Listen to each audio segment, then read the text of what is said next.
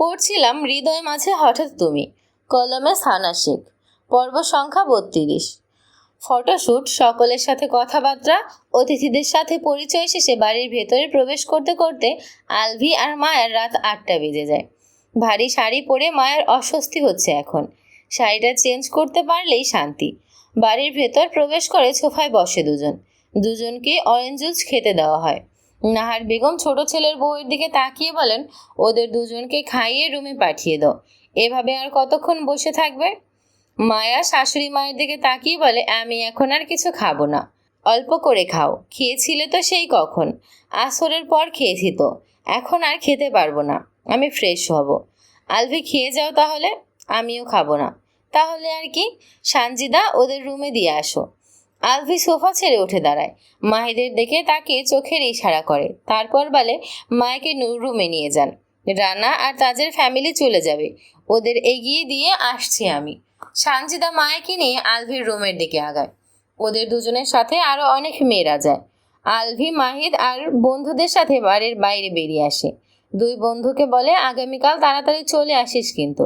আসবো, আর বলতে হবে না, আসছি আমরা। শুভ বাসর রাত বন্ধু। তাজের কথা শুনে হেসে ওঠে চারজন। তাজ আর রানা বেরিয়ে যায় নিজেদের ফ্যামিলি নিয়ে। আলভি মাহিদ আর রিমনকে নিয়ে কাজিনদের দিকে এগিয়ে যায়। রুমে এসে মায়ের হিজাব খুলে দেয় সানজিদা। চুলগুলো ব্রাশ করে খোপা করে বেঁধে নেয়। তারপর খোপার ভাঁজে ভাঁজে টাটকা লাল সাদা গোলাপ ফুল গুজে দেয়। সোজা সিথির মাঝখানে টিকলি পরিয়ে দেয়। কানে বড় বড় কানের দুল, গলায় হার পরিয়ে দেয়। দোপাট্টা দিয়ে লম্বা করে ঘোমটা টেনে দিয়ে মায়েকে ফুলে সজ্জিত বেডের মাঝখানে বসিয়ে দেয়। সবকিছু ঠিক করে রেখে রুমের চারোদিকে সাজিয়ে রাখা ক্যান্ডেলগুলো জ্বালিয়ে দেয়। ডিম লাইট অন করে বড় লাইট অফ করে দেয়। তারপর সবাইকে নিয়ে রুম থেকে বাইরে বেরিয়ে ডোর লক করে দেয়। নিচে যেতে যেতে আলভির ফোনে মেসেজ পাঠায়, সব ডান। আলভি সকলের কাছ থেকে বিদায় নিয়ে বাড়ির ভেতরের দিকে এগিয়ে যায়। ওর পেছন পেছন কাজিনগুলো আগায়। বাসর ঘরের সামনে আসতেই দেখে ডোরের সামনে ভিড় জমিয়ে দাঁড়িয়ে আছে মেয়েরা। আলভি কপাল ভ্রু কুঁচকে তাকিয়ে বলে, সবাই এখানে এভাবে দাঁড়িয়ে আছো কেন? সকলের পক্ষ থেকে শীতল বলে, বাসর ঘরে টাকা না দিলে ভেতরে প্রবেশ করতে পারবে না। মামার বাড়ির আবদার, বাসর ঘরে টাকা দেবে মেয়ের বাড়ির মানুষ, আমি কেন দেব? তো মেয়ের বাড়ির মানুষজন কোথায়? তুমিই তো মেয়ের বাড়ির মানুষ। একদম না, আমি ছেলে পক্ষের মানুষ। তাহলে মেয়ের ভাই নয়তো ভাবির কাছে চাও। মায়ের সকলের ভিড় ঠেলে পেছনের দিক যেতে যেতে বলে, মেয়ের ছোট ভাই সারাদিন দৌড়াদৌড়ি করে অসুস্থ হয়ে পিজি হাসপাতালে ভর্তি। বলতে বলতেই নিজের রুমে ঢুকে ডোর লক করে বেডে শুয়ে পড়ে। মেয়ের ছোট ভাই হসপিটালে ভর্তি আছে, তাই দয়া করে আপনারা সবাই আসুন। মেয়ের ছোট ভাই অসুস্থ হলেও মেজো ভাই সুস্থ সবল আছে এখনো। আস্তাগফিরুল্লাহ, মেয়ের মেজো ভাই গত 13 বছর আগে ইহজগৎ ছেড়ে পরলোক গমন করেছে। যে বেঁচে আছে সে মেয়ের জলজ্যান্ত হাজবেন্ড। মেয়ের হাজবেন্ড টাকা দেবে এখন, নয়তো বাসর ঘরের প্রবেশ নিষিদ্ধ। বাসর ঘর আমার নিজের টাকায় সাজিয়েছি, তাহলে তোমাদের কেন টাকা দেব? তোমরা সাজালে না হয় তোমাদের টাকা দিতাম। বউকে রুমে এনে আমরাও কষ্ট করে রুমের দরজায় তালা ঝুলিয়েছি। টাকা ছাড়া এই তালা এই জন্মে খোলা হবে না। কোন দেশে বিয়ে করতে আসলাম রে ভাই, যেখানে যাই সেখানেই টাকা দাবি করে। এত টাকা আমি কোথায় পাবো? এতগুলো বছর জার্মানিতে কি করেছ? শোক পালন করেছি। কিসের শোক? সে মেলা বড় কাহিনী। এই কাহিনী বলতে বলতে আমার বাসর রাত শেষ হয়ে বাসি রাত চলে আসবে। টাকা না দিলে বাসি রাতেই পালন করতে হবে। আমার কাছে টাকা নেই, সত্যি সত্যি, এই যে দেখো। বলেই নিজের শেরওয়ানির 2 পকেট দেখায় নাদিরা, বলে, 1 লক্ষ টাকা দিয়ে বাসর ঘরে প্রবেশ করতে হবে, নয়তো বাসর রাত সত্যি সত্যি বাসি রাতে পরিণত হবে। সবগুলো আমার মির্জাফর বাপের অনুসারী, সবগুলো বোধ হয় এক জায়গায় মাটি দিয়েই তৈরি। সব সময় সবাই আমার মতো একটা নিষ্পাপ ভোলা ভালা ইনোসেন্ট ছেলেকে ব্ল্যাকমেল করে। আলভের কথা আর বলার ধরন দেখে সবাই হাসতে হাসতে শেষ। শীতল নিজেকে সামনে নিয়ে বলে, ভাইয়া টাকা দিয়ে দাও না, আমরা চলে যাই। আমার কাছে তো টাকা নেই, কারো কাছ থেকে ধার করে আনো। 10 মিনিট সময় দাও। আচ্ছা। আলভি নিচে নেমে আসে। একটু পরেই রিমন আর নাজিমকে খুঁজে নিয়ে আসে। ওদের দুজনকে সিঁড়ির কাছে দাঁড় করিয়ে রেখে নিজের রুমের সামনে এসে দাঁড়ায়। টাকা কই? টাকা ওদের দুজনের কাছে। তোমরা সবাই ওদের দুজনের কাছে গেলেই টাকা পাবে। মিথ্যে কথা বলছো তুমি। 100% সত্যি কথা বলছি আমি। বিশ্বাস না হলে ওদের জিজ্ঞেস করো ওদের কাছে টাকা আছে কিনা। নাদিরা ভাইয়ের দিকে তাকিয়ে বলে, তোমার কাছে টাকা আছে? হ্যাঁ। কোথায়? আমাদের দেখাও, নয়তো আমরা বিশ্বাস করি না। দুজনে নিজেদের পকেট থেকে দুটো টাকার বান্ডিল বের করে সবাইকে দেখায়। 1000 টাকার বান্ডিল স্পষ্ট দেখা যাচ্ছে। আলভি সকলের দিকে তাকিয়ে বলে, বিশ্বাস হয়েছে তো আমার কথা? এখন ওদের দুজনের কাছে যাও, ওরা তোমাদের সকলকে টাকা বুঝিয়ে দেবে।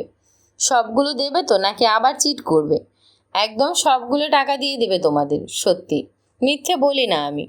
আলভির হাতে চাবি দিয়ে সবাই ডোরের সামনে থেকে সরে রিমন আর নাজিমের সামনে আসে। আলভি দ্রুত ডোর খুলে ভেতরে প্রবেশ করে। পেছন থেকে ছেলেদের দল গান গেয়ে ওঠে, সাথে মিউজিক বক্সে গান প্লে হয়। ছেলেরা গলা ছেড়ে চিৎকার করে গাইছে, তুমি দিও না গো বাসর ঘরের বাত্তি নিভাইয়া, আমি অন্ধকারে বন্ধ ঘরে যাব মরিয়া। ছেলেদের গান শুনে বেড়ে বসে থাকা মায়া হেসে ওঠে, সাথে লজ্জাও পায়। আলভি ডোর লক করে সোজা হয়ে দাঁড়ায়। অবশেষে বাসর করবে আজ। ওর বউটা ওর জন্য বসে যে ফুল সজ্জিত বেডে বসে অপেক্ষা করছে তখন থেকে। বেডের দিকে ঘুরে দাঁড়ায়। লম্বা ঘোমটা টেনে বসে আছে মায়া। হঠাৎ আলভির হৃদস্পন্দন বাড়তে শুরু করে। বুকের বাঁ পাশে হাত দিয়ে চেপে ধরে। চোখ বন্ধ করে লম্বা শ্বাস টেনে নেয়। তারপর 1 পা 2 পা করে বেডের দিকে আগায়। রুমের বড় লাইট অন করে। দূরত্ব মিটিয়ে অবশেষে বেডে উঠে বসে। বিসমিল্লাহ বলে মায়ের ঘোমটা তুলে মায়ের মুখের দিকে উঁকে দেয়। ঘাড় কাত করে মৃদু স্বরে সালাম দেয়, আসসালামু আলাইকুম বিবি সাহেবা। চোখ তুলে তাকায় মায়া। আলভির হাস্যোজ্জ্বল মুখ জল করছে যেন। মায়া নিজে মৃদুস্বরে সালামের জবাব দেয়, ওয়ালাইকুম আসসালাম বিবির সাহেব। আলভির হাসি আগের চেয়েও চওড়া হয়। মায়ের ঘোমটার নিচে নিজের মাথা ঢুকিয়ে দেয়। চোখে রাখে মায়ের চোখে। এক দৃষ্টিতে তাকিয়ে থেকে বলে, বাকি জীবন এভাবেই পার হয়ে যাক, সময় এখানেই থেমে যাক, আমি অনন্তকাল তোমাকে এভাবেই দেখতে থাকি।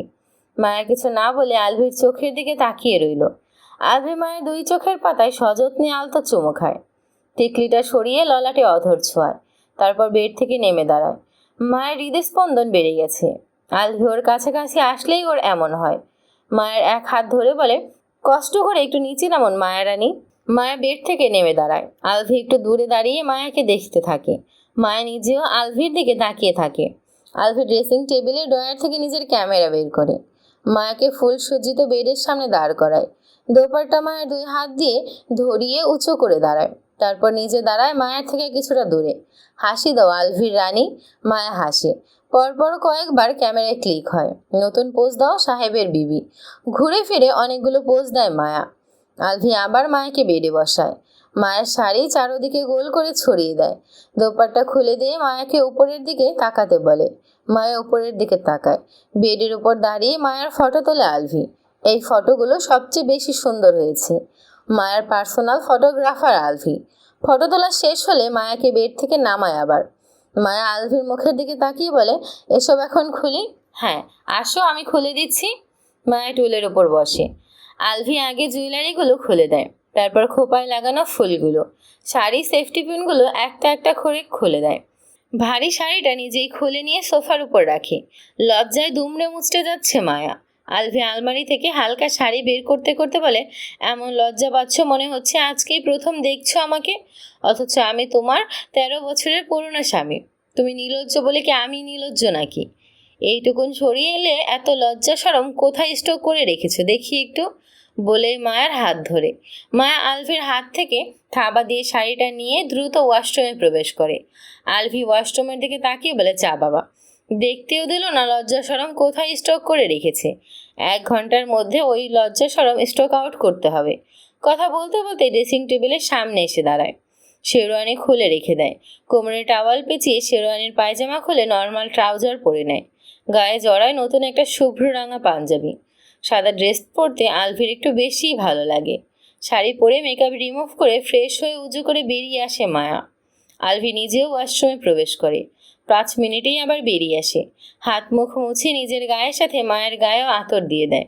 আগে পিঠে করে জায়নামাজ বিছিয়ে দেয় মায়া। আলভি সামনে দাঁড়ায়, পেছনে দাঁড়ায় মায়া। 2 রাকাত নফল নামাজ আদায় করে উঠে দাঁড়ায় দুজনেই। জায়নামাজ ভাঁজ করে তুলে রাখে আলভি। মায়াকে বেডে গিয়ে বসতে বলে নিজের গায়ের পাঞ্জাবি খুলে রাখে। আলমারির ভেতর থেকে ছোট্ট একটা বক্স বের করে উদম গায়ে মায়ের কাছে এগিয়ে আসে। বড় লাইট অফ করে বেডের উপর বসে। ড্রিম লাইট আর ক্যান্ডেলের লাল নীল আলোতে মায়ের মুখশ্রী আরো মায়াময় হয়ে উঠেছে। বক্সটা মায়ের হাতে তুলে দেয় আলভি। কি আছে বক্সের ভেতর? খুলে দেখো। আলভির দিক থেকে দৃষ্টি সরিয়ে বক্সের দিকে দৃষ্টি দেয় আবার। বক্সের উপরে ঢাকনাটা খুলতেই বক্সের ভেতরে লাইট জ্বলে ওঠে। লাইটের আলোয় মায়ের চোখ মুখ আরো জল হয়ে ওঠে। এই মুহূর্তটা পুরো স্বপ্নের মতো লাগছে মায়ের কাছে। বক্সের ভেতরে থাকা আংটিটা বের করে মায়ের আঙুলে পরিয়ে দেয় আলভি। তারপর হাতের উল্টো পিঠে চুমো খায়। ট্রাউজারের পকেটে হাতের স্বর্ণের চেনটা বের করে। চেনটা নিজেই পরিয়ে দেয় মায়ের গলায়। সব শেষে মায়ের মুখের সামনে হাত পাতে আলভি। মায়ের চোখের দিকে তাকিয়ে বলে, এবার আমার গিফট দাও। মায়ের চোখে মুখে অসহায়ত্ব ফুটিয়ে তুলে বলে, আমি তো তোমার জন্য কোনো গিফট আনিনি। কেন আনুনি? বাসর রাতে হাজবেন্ডকে যে গিফট দিতে হয় সেটা তো আমি জানতাম না, কেউ তো বলেওনি। এত বড় একটা গিফট থাকতে আলাদা কোনো গিফটের প্রয়োজন নেই আমার। বড় গিফট? তুমি নিজেই গিফট করে দাও আমাকে। তোমার চেয়ে বড় গিফট এই দুনিয়ায় আমার জন্য আর আছে নাকি? সারা জীবনের জন্য তোমাকে গিফট করে দিলাম পুরো আমিটাকে। আলভি এক ঝটকায় মায়াকে টেনে আনে নিজের অতি নিকটে। মায়ের কোমর পেঁচিয়ে ধরে এক হাতে মায়ের ঘাড়ে মুখ গুজে আলতো চুমু খেয়ে বলে, গিফট অ্যাকসেপ্ট করে নিলাম অনন্তকালের জন্য।